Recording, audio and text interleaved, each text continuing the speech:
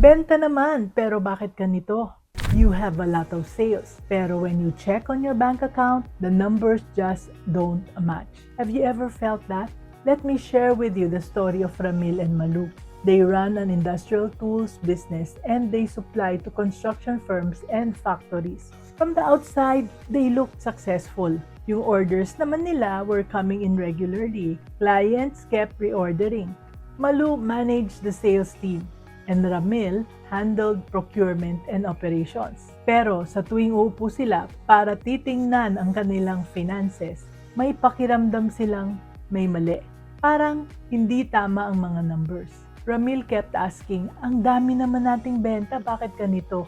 They assumed that the problem was pricing, so they raised prices slightly. Still, hindi rin nakatulong.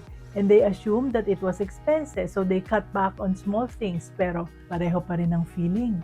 Yung pala, hindi nila pinag-aralan kung aling product lines ang kumikita at aling product lines ang kumakain ng kita nila. Some tools had very thin margins. Others naman were much more profitable, but because they were looking at everything together, they could not see what was really quietly pulling them down. Gut feel lang ang basehan nila, hindi data. And gut feel, anak, has a very short lifespan in business. The lesson? Sometimes the problem is not the whole business. It's where you are looking.